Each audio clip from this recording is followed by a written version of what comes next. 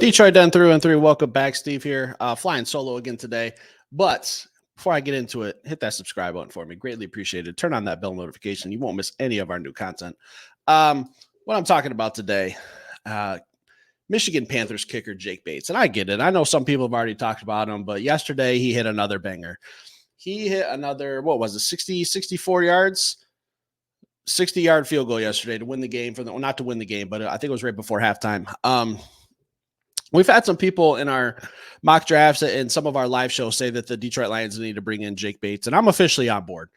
I'm officially on board saying that we need to get this kid at least into training camp, at least compete for a job with the Money Badger.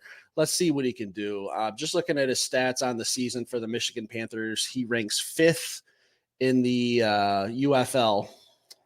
He is 12 of 14, 86% field goal makes, along of 64. And this kid's hitting from 60 regularly. Like I said, he's got 3 on the season, a couple from 50. So he's got a leg on him. This kid's got a boot. He's banging them through the uprights. He's banging them through the uprights quite often. More often than Nick Cannon is banging Instagram models and getting them pregnant. That's how often Jake Bates is hitting these long ones. Like I said, I'm all for bringing him into training camp. I think he's got a phenomenal leg, phenomenal power. I think he could be an absolute weapon for the Lions. Look, now let's just say he comes in and he competes with Michael Badgley and he wins the job and he's the starting kicker for the Detroit Lions. If I can go out there with my offense and say, hey, you get north of the 50, you get on the opposing team's 40-yard line, we've got 3 points in our back pocket with Jake Bates. That's something that the Detroit Lions have not had for quite a while. Here's a philosophy that you've probably heard us talk about it on this show. I'm not 100% sold that a lot of the reason why Dan Campbell was so aggressive on these 4th down calls the last couple of years is because the defense hasn't been very good. I think that's why he trusts his offense a lot more. Hey, stay on the field. We can pick up 1 or 2 yards. With the defense being better, with the defense being much better in 2024, 2025, with the additions we've had in free agency, with the additions we've had in the draft, I really like a lot of the pieces. I think our defense is going to be substantially better. My mindset is if we can go ahead and guarantee 3 points and hold the other team to 3 and outs or force some more turnovers or just not give up a ton of yards and let them kick field goals. We don't want to be matching field goals. If we can kick a field goal, get a stop, go down, score a touchdown, go up 10, that's the kind of situations I'd like to be in. And I just wanted to throw that out there for you guys. Part of the reason I think Dan Campbell's been so aggressive is because he doesn't fully trust the defense. I think a lot of times, and this is just speculation, guys, this is just me trying to think outside the box here. Hammer me all you want. I know there's going to be some people who don't agree, and that's fine. It's just an idea. I think that a lot of times before games or even maybe in games, Dan Campbell will go up to Ben Johnson and say, hey, 4 down territory.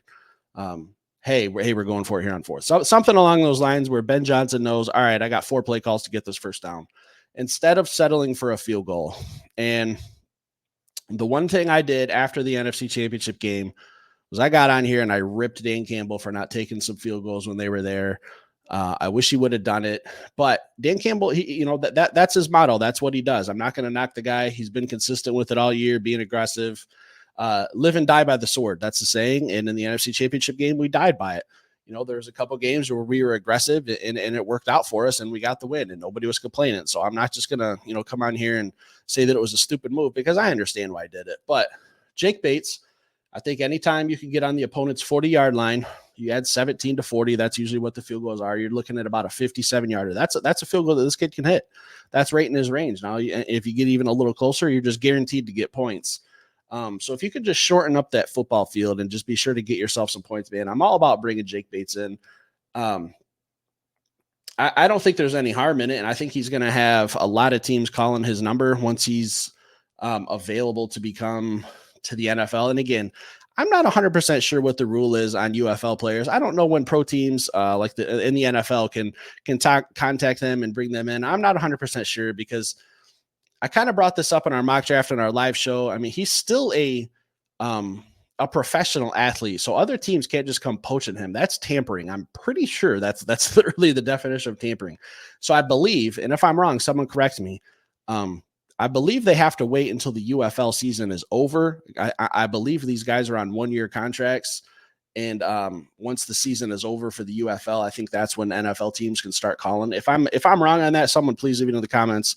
I'm man enough to say that I'm not 100% sure what the answer is. But signing Jake Bates, shortening up the field goal or the football game, guaranteeing yourself some points instead of having to get touchdowns 24/7, fixing the defense, a little bit more trust from Brad Holmes. I don't see why bringing this kid in would hurt at all. Why not at least, like I said, bring him into training camp? Let's have another battle. You know, we've talked about Brad Holmes and these bloodbath position battles. Let's have a kicker bloodbath. Why don't we? I think that'd be kind of fun to watch. Just him and the Money Badger just going out there and banging some kicks.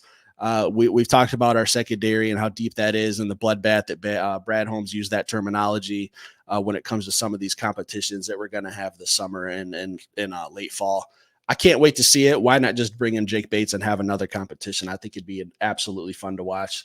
I don't think, obviously, kicker is not like the sexiest position on the football field. That's kind of why I was hesitant to do it. But watching the highlights, you know, I've been keeping track of this kid a little bit. I see all the stuff on Twitter. He's hitting them from a long distance. He's got a hell of a boot on him.